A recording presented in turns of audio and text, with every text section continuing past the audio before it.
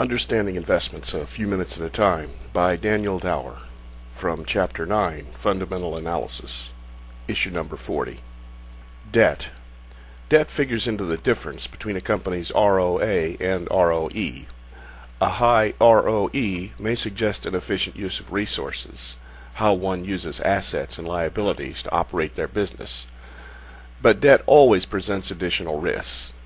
Primarily there is liquidity risk, especially if one fails to match durations. I'm more worried about a company's ability to refinance its debt than to make the interest payments.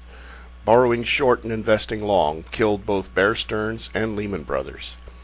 It wasn't so much that they made bad investments, but when faced with a liquidity crisis, lenders would not renew maturing loans. They were forced into bankruptcy. Since interest rates often change and don't address the much larger issue of paying back principal, I often look at a company's debt in reference to their annual earnings.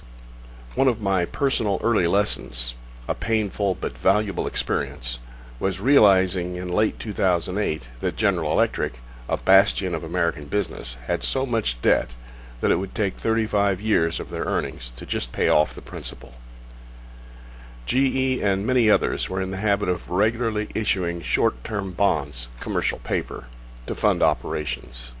Lehman Brothers filed for bankruptcy September 15, 2008. On October 13, the FDIC created the Temporary Liquidity Guarantee Program. On October 27th, the Federal Reserve created the Commercial Paper Funding Facility and said they'd buy as much of the debt as necessary to get the market functioning again.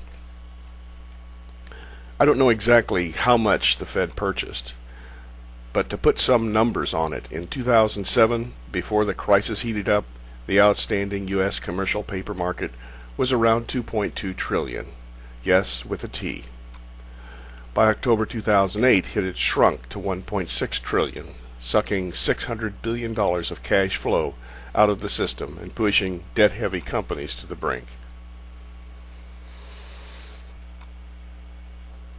In February 2009, GE reported that it had $145 billion of outstanding commercial paper, and included a footnote that the FDIC had guaranteed $22 billion. Those are not the kind of footnotes that help me sleep at night. Many global stalwarts keep their powder dry.